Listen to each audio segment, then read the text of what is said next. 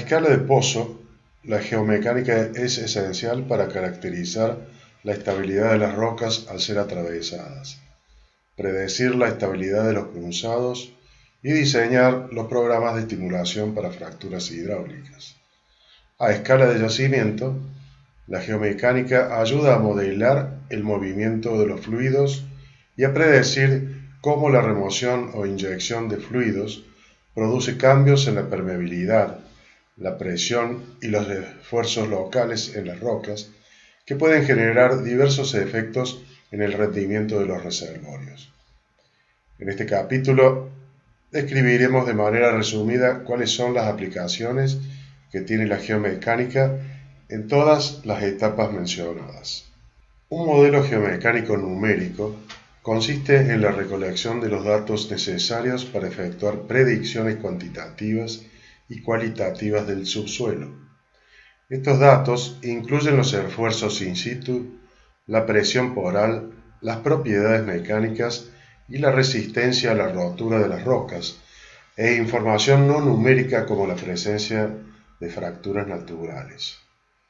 Los datos que se utilizan para alimentar un modelo geomecánico numérico comprenden una variada gama de información y son aquellas que definen el comportamiento tanto mecánico como el de los esfuerzos y presiones, incluyendo los registros con cable, los registros LWD, ensayos de núcleos, presencia y tipo de derrumbe, geología regional y datos sísmicos.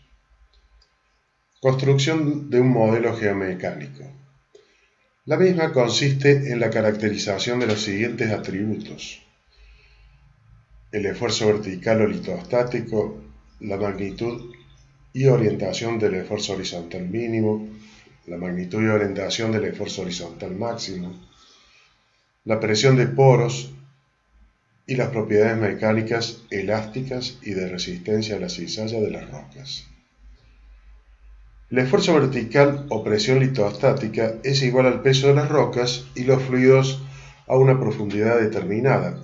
Por lo tanto, se puede calcular integrando los valores obtenidos de registro de densidad, calibrarlos con datos de núcleos y complementarlos mediante el uso de correlaciones como las ecuaciones de Garner y el modelo de Miller. El esfuerzo horizontal mínimo en cuencas no tectónicas y asumiendo que las rocas se comportan elásticamente, se puede hacer una aproximación teórica sobre el límite inferior de la magnitud del esfuerzo horizontal mínimo. Para ello debemos conocer el valor del esfuerzo vertical, el coeficiente de Poisson y la presión poral. Otros métodos para obtener en forma directa los valores del esfuerzo horizontal mínimo son las fracturas hidráulicas y las pruebas de estanqueidad de pozo o Lickhoff tests. Durante las operaciones de perforación se pueden estimar valores del esfuerzo mínimo cuando ocurren pérdidas de lodo hacia el pozo o en el caso del ballooning. Esfuerzo horizontal máximo. La magnitud del esfuerzo horizontal máximo no se puede medir directamente, por lo que hay que inferirla a partir de modelos matemáticos. Uno de ellos es, por ejemplo, el polígono de esfuerzos de Mohs y Sovak. Orientación de los esfuerzos horizontales. Hemos visto que es muy importante determinar la orientación del campo local de esfuerzos. En perforación nos ayudará a definir el grado de inestabilidad que van a tener las diferentes probables trayectorias de un pozo. En fracturación hidráulica nos servirá para determinar la orientación preferencial de la fractura. Presión de poros.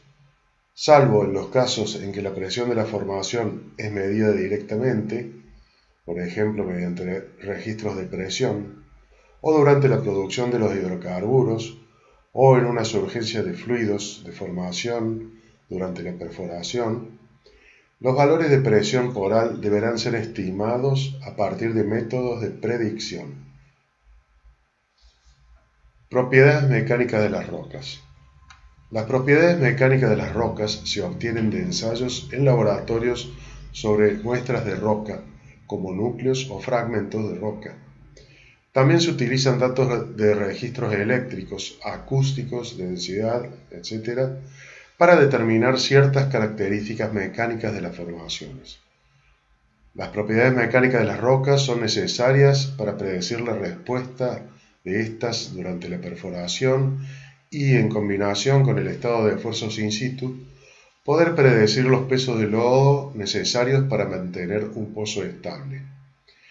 En relación con los yacimientos tipo shale, como ya hemos mencionado, las lutitas poseen características mineralógicas y mecánicas que difieren de otros tipos de rocas sedimentarias.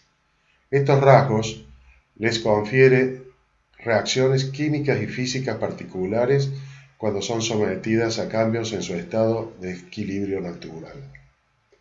La anisotropía mecánica es una de sus características más complejas que afectan no solo las operaciones de perforación, sino en especial la predicción de la dirección de crecimiento que tendrán las fracturas hidráulicas al ser inducidas.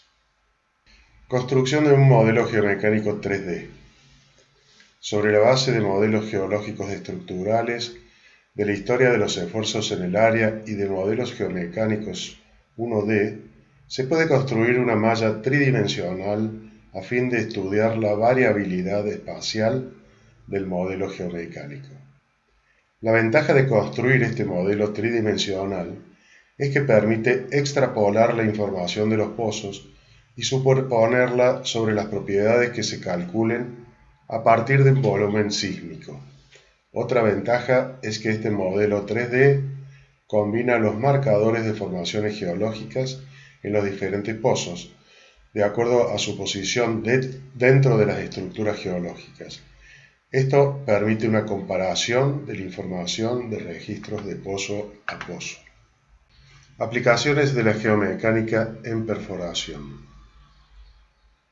En las operaciones de perforación, el uso de la geomecánica es fundamental para el análisis de estabilidad, lo cual estará ligado al diseño del pozo, puntos de entubamiento, densidad de lodo, y para definir los riesgos en distintas trayectorias. Análisis de la estabilidad del pozo. Los objetivos principales de un pozo son los de llegar en tiempo y forma al reservorio, evaluarlo por completo y ponerlo en producción. Esto incluye todas las operaciones necesarias para cumplir con dichas finalidades, desde la perforación en sí, pasando por las tareas de recubrir efectivamente las secciones con las cañerías de revestimiento y efectuar los registros y análisis programados. La perforación de un pozo estable nos va a permitir cumplir con dichos objetivos de manera eficiente, tanto en la calidad de la información obtenida como en la optimización de los procesos de perforación. Debemos conocer entonces los esfuerzos alrededor del pozo. Además, debemos tener una idea razonable de las propiedades mecánicas de las rocas perforadas, fundamentalmente la resistencia a la cizalla. Con estos dos parámetros podremos comparar el esfuerzo máximo de cizalla generado en las paredes del pozo con la resistencia a la cizalla de las rocas, determinando así lo que llamamos presión de colapso. Necesitamos también saber si la roca ha sido debilitada por la química del lodo. Si los esfuerzos en la matriz de las rocas exceden la resistencia de las mismas, decimos que la roca va a ceder o fallar. Algunas de las medidas más importantes a tener en cuenta para conseguir estabilidad son las siguientes: controlar el peso del lodo, las propiedades hidráulicas del lodo, planear viajes, conexiones para limpieza del pozo, usar lodos inhibidos que minimizan los efectos químicos, usar lodos inversos sintéticos que eliminan también los efectos químicos, usar aire o espuma cuando se perfora bajo balance, y en zonas de pérdida de lodo usar obturantes finos o gilsonita en fracturas. La figura siguiente nos muestra cómo puede influir la densidad del lodo sobre la estabilidad, con un alto riesgo de que se derrumben las paredes del pozo en forma generalizada cuando el lodo tiene una densidad muy baja. Disminuye el riesgo cuando vamos aumentando un poco la densidad del lodo hasta buscar y obtener la densidad para un lodo seguro o una ventana de lodo seguro donde está verde. Pero si la densidad del lodo es muy alta, corremos el riesgo de generar fracturas por tensión. Otra forma de estabilidad de pozo está dada por la relación entre la presión poral y la presión de la columna del lodo de perforación, ya que si se produce un desequilibrio entre ambas, pueden ocurrir influjos de fluidos, agua, petróleo, gases, hacia el pozo o pérdidas de lodo hacia las formaciones. Al aplicar un modelo geomecánico numérico, buscaremos una ventana de lodo segura durante la perforación. El siguiente gráfico nos ayuda a visualizar dicha ventana. En el gráfico podemos observar a la izquierda en azul lo que estaría marcando la presión de poros estimada. Luego tenemos la presión de colapso de color marrón, rojo y amarillo. La ventana del lodo seguro estaría de color verde y todo lo que está por la derecha estaría marcando el gradiente de fractura a la derecha de la ventana del lodo seguro. O sea que el peso del lodo a utilizar debe caer dentro de los valores en verde para que no haya influjos de fluidos, evitar derrumbes e impedir la creación de fracturas inducidas y las correspondientes pérdidas de lodo hacia las formaciones. La geomecánica también nos ayuda a diseñar las secciones de los pozos. Las variaciones en las presiones de poro, de colapso y de fractura durante el avance de la perforación serán generalmente los parámetros a tener en cuenta para definir la profundidad de intubación de cada sección de un pozo. Cuando se cierre la ventana segura del lodo, por ejemplo debido a un aumento en la presión de poros, habrá que bajar un revestimiento para cubrir las zonas con menor presión y más débiles y de esta manera poder continuar con la perforación sin riesgos.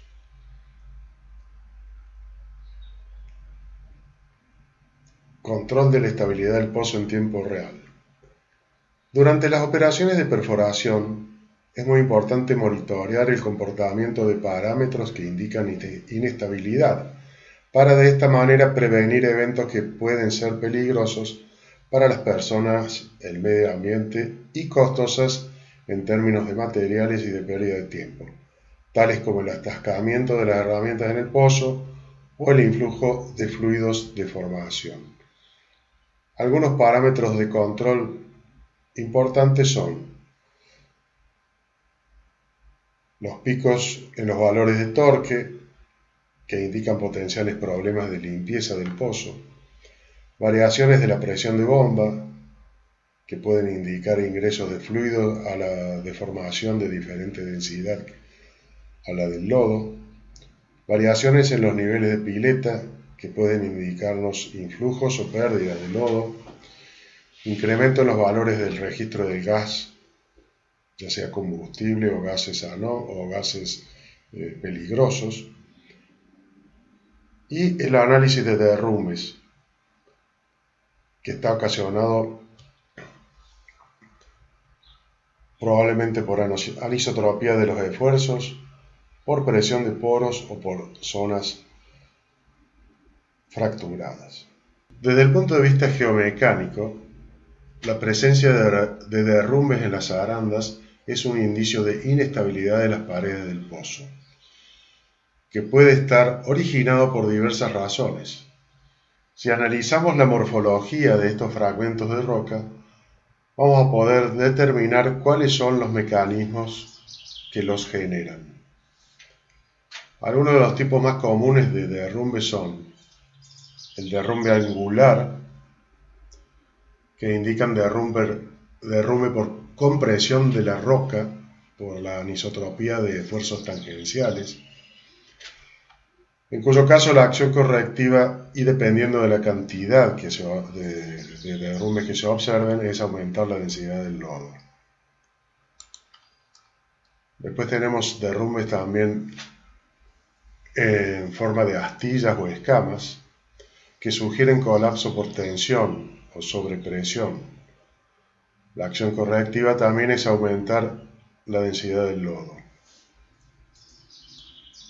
Y por último, tenemos los derrumbes de forma tabular o en bloques, que corresponden a planos de debilidad preexistentes, fracturas, fisilidad, estratificación. Las acciones correctivas son minimizar los cambios en la densidad del lodo y evitar las prácticas que desestabilicen el pozo, como el repaso de secciones, también agregar aditivos de bloqueo de grietas y dejar de perforar y limpiar el pozo circulándolo. Trayectoria de pozos. En muchos casos, para alcanzar los objetivos geológicos del programa de perforación o por otras razones, los pozos deben seguir trayectorias especiales. Por lo tanto, la orientación del sondeo respecto de los esfuerzos in situ, de los usamientos de las capas a atravesar, de zonas de falla, etc., van a determinar cuál será la trayectoria más conveniente.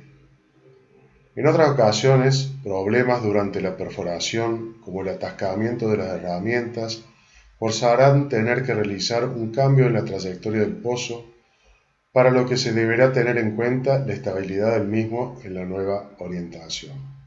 En zonas sensibles al medio ambiente y o de difícil acceso, tales como el mar o la selva, comúnmente se utiliza la menor cantidad de locaciones para desarrollar un yacimiento, desde donde partirán una serie de pozos en distintas direcciones.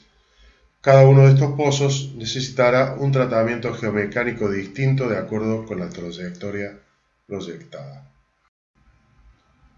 6. Placa 11. En los yacimientos del tipo shale, la zona productiva se perfora en forma subhorizontal, navegando por el reservorio, pudiendo hacer realizar ramas en distintas direcciones desde una plataforma. Por lo tanto, es imprescindible tener ajustado el modelo geomecánico, conociendo la magnitud y orientación de los esfuerzos locales, la presión poral y las propiedades mecánicas de las rocas. Esto permitirá realizar un programa de perforación detallado con las variaciones necesarias para cada trayectoria. Aplicaciones de la geomecánica en desarrollo. Geometría de la distribución de pozos. Debido a las características particulares de los yacimientos del tipo shale, sobre todo la muy baja permeabilidad del reservorio, el desarrollo de estos campos requiere de la perforación de una considerable cantidad de pozos. La distribución y orientación areal de los pozos va a estar dictada básicamente por factores geomecánicos, ya que los esfuerzos locales van a determinar en qué dirección preferencial se extenderán las fracturas hidráulicas en un pozo, que no deben interferir con las fracturas de pozos vecinos, para conseguir un drenaje eficiente del yacimiento. La anisotropía que presentan las lutitas también va a influir en estas direcciones preferenciales. Por último, la capacidad o resistencia de estas rocas a ser fracturadas es otro ítem fundamental que va a determinar la longitud de propagación de las fracturas. La distancia de separación entre los pozos es una de las más importantes decisiones a tener en cuenta en el desarrollo de este tipo de yacimientos, ya que estos deben estar ubicados lo más cercano posible entre sí como para permitir el drenaje de la mayor cantidad de hidrocarburos, pero también debe estar a una distancia suficiente como para minimizar la interferencia entre las fracturas hidráulicas. La creación de fracturas transversales en pozos horizontales incrementa el contacto con la formación de lutita que contiene gas o petróleo. Las fracturas transversales son aquellas cuya dirección es perpendicular a la trayectoria del pozo, o sea que se busca perforar en la dirección del esfuerzo horizontal mínimo, ver figura siguiente. Las fracturas longitudinales son paralelas al pozo y resultan de pozos perforados en la dirección del esfuerzo horizontal máximo. Las lutitas presentan una característica especial que es la anisotropía, y esta es de dos tipos, una anisotropía mecánica y otra anisotropía de la fábrica. En las areniscas y calizas, que en general presentan una baja anisotropía, la dirección de propagación de las fracturas inducidas es paralela al esfuerzo horizontal máximo. Las lutitas exhiben una anisotropía significativa. La anisotropía mecánica es que las propiedades elásticas de las lutitas están relacionadas con la cantidad de materiales blandos contenidos en las mismas, arcillas y materia orgánica. Las lutitas consisten de una matriz muy fina y porosa de arcilla, mecánicamente débil, con incrustaciones de granos tamaño limo y arena, mecánicamente resistentes, cuyas proporciones controlan las propiedades mecánicas del volumen de roca. La anisotropía de la fábrica de las lutitas está provocada por una red de planos de debilidad, fisilidad y estratificación que pueden cambiar la orientación de las fracturas, ya que éstas tienden a propagarse por los planos de debilidad, como se ve en la figura. La fracturabilidad de una roca normalmente se describe en términos de fragilidad versus ductilidad. En el caso de las lutitas, estos términos están relacionados con la presencia de minerales duros y con la presión interna de la lutita. Las formaciones de lutitas ricas en sílice son candidatas óptimas para la fractura hidráulica, por ejemplo en el nivel productivo de la formación vaca muerta. Cuanto mayor sea la presión interna, con más facilidad se producirán las fracturas, ya que la formación estará más cerca de su presión de rotura. Otro aspecto clave en el desarrollo de yacimientos del tipo shale es la existencia de fracturas naturales y de planos de debilidad que pueden dar lugar a geometrías de fractura complejas durante la estimulación. En general, el impacto de la presencia de fracturas naturales o fisuras y una gran anisotropía en la roca originan propagación de fracturas en orientaciones variables, un esfuerzo horizontal diferencial muy bajo por anisotropía y una amplia red de fracturas secundarias, llamado nube de fracturas. Sin embargo, las fracturas naturales también pueden colaborar con un mejor drenaje del reservorio. La experiencia de campo, incluyendo el monitoreo microsísmico, sugieren que en la mayoría de los casos no se crean fracturas simples de dos alas durante la fracturación hidráulica, sino redes de fracturas inducidas complejas, en ocasiones interactuando con planos de debilidad preexistente, tanto en roturas modo 1 de apertura como en modo 2 de cizalla. Algunos de estos conceptos se ilustran en la figura que estamos viendo. Modelado de fracturas hidráulicas. Es sumamente importante el diseño previo de las fracturas, lo que se realiza mediante simuladores, softwares, a partir de modelos matemáticos. Una vez definida la geometría de la fractura deseada, se vuelca toda la información necesaria en el simulador, tales como propiedades petrofísicas y mecánicas de las rocas, magnitud y orientación del campo de esfuerzos, trayectoria del pozo respecto de esos esfuerzos, factor de daño, características de los fluidos del reservorio, parámetros de bombeo a utilizar y propiedades de fluido de fracturación y de los agentes de sostén. Antes de proceder con la operación definitiva de fracturación, se realiza una prueba corta de fractura llamada mini-frac para cotejar los datos reales con los del simulador. La siguiente figura muestra un gráfico de un mini-frac, los valores de presión relacionados con la fractura en sí, indicando la presión de rotura, breakdown, y la presión de cierre de la fractura, asociada directamente al esfuerzo mínimo sigma 3, y datos sobre el flujo lineal y radial de los fluidos. Monitoreo microsísmico. La ciencia microsísmica surgió de la sismología de terremotos y se concentra en microtemblores.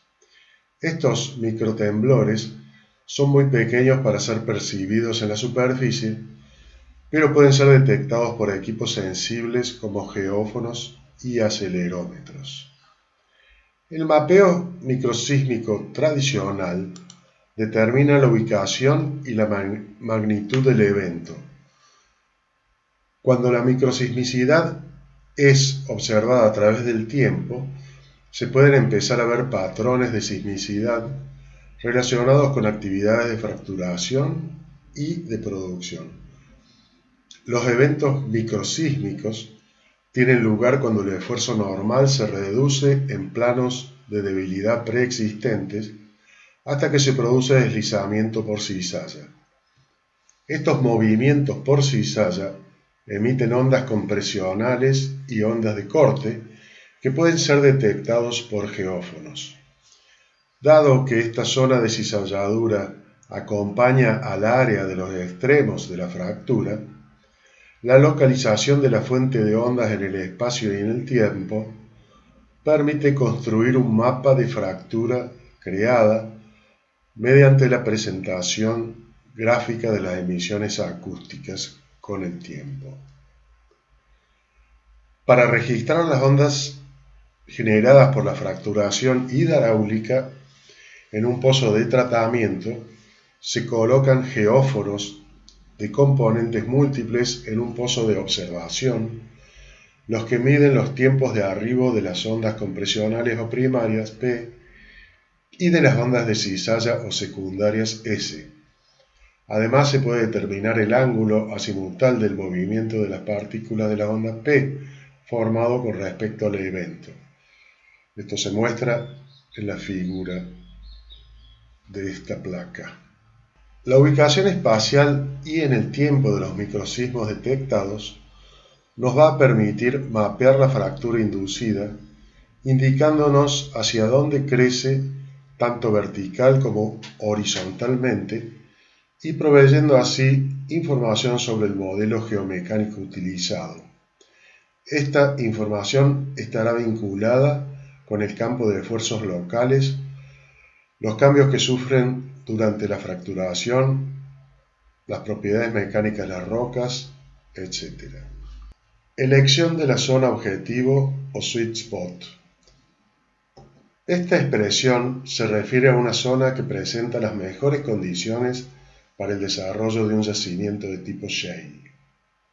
Se describe al sweet spot como aquella zona que presenta una óptima calidad de yacimiento, representada por el espesor, la porosidad, la permeabilidad, el COT y la saturación, y una óptima calidad para la fracturación hidráulica, con características como la fragilidad de la roca, las condiciones de esfuerzo favorables, la presión del yacimiento y la presencia o no de fracturas naturales.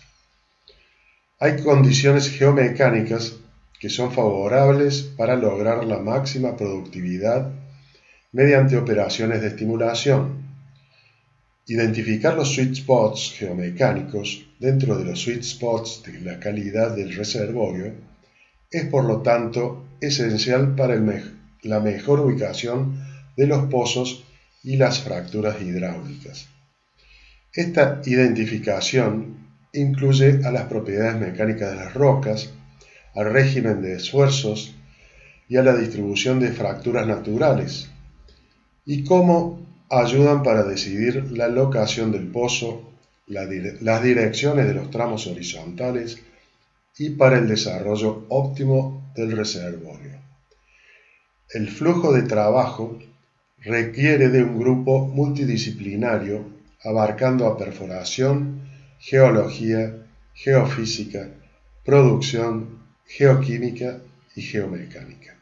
Aplicaciones de la geomecánica en producción. Los procesos de perforación, estimulación, producción e inyección modifican estos esfuerzos y presiones, a veces en detrimento del reservorio. Mediante técnicas de medición, modelado y monitoreo geomecánicos, se pueden anticipar los efectos de los esfuerzos y la presión a medida que estos cambian a lo largo de la vida productiva de un campo petrolero.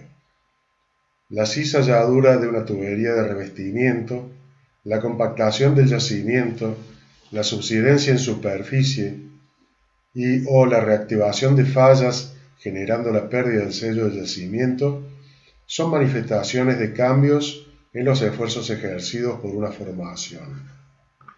En todo yacimiento, el modo de deformación y rotura está impuesto por la relación existente entre los cambios producidos en el esfuerzo máximo y en el esfuerzo mínimo, la que se denomina trayectoria de los esfuerzos K, y es convencionalmente la relación entre el cambio producido en el esfuerzo horizontal mínimo efectivo y en el esfuerzo vertical efectivo durante la caída de presión del fluido debido a la producción y respecto de las condiciones iniciales. O sea, K igual a delta sigma 3 sobre delta sigma 1. Esto también puede expresarse en términos de cambios del esfuerzo de corte Q y cambios del esfuerzo medio P' igual a la suma del esfuerzo máximo, intermedio y mínimo dividido 3, como se muestra en el siguiente diagrama P'Q. Una situación de esfuerzos relativamente bajos implica que la roca fallará por esfuerzo de corte, generando un plano de cizalla, como podemos observar a la izquierda, digamos, de las abscisas, en donde los valores del esfuerzo efectivo medio son menores. La resistencia a la cizalladura se incrementa al incrementarse el esfuerzo de confinamiento lateral que actúa sobre la roca, donde se observan situaciones de mayores esfuerzos. La roca experimentará entonces un proceso de compactación o de reducción de la porosidad. Esto lo observamos en la zona, digamos, de color violeta, donde tenemos la compactación. Además, la presión de poros es también una componente importante del esfuerzo neto aplicado a un cuerpo de roca. Pronóstico de producción. La predicción del comportamiento productivo de estos reservorios no convencionales es mucho más compleja que la de los reservorios tradicionales.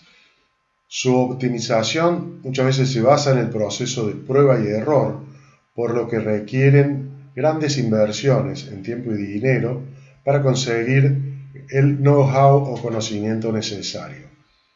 Los modelos actualmente en desarrollo para estos reservorios no convencionales consideran varios factores. Entre ellos se cuentan las propiedades geofísicas y geomecánicas de la roca, las propiedades del reservorio artificial inducido luego de la estimulación por medio de las fracturas hidráulicas y la interpretación microsísmica registrada.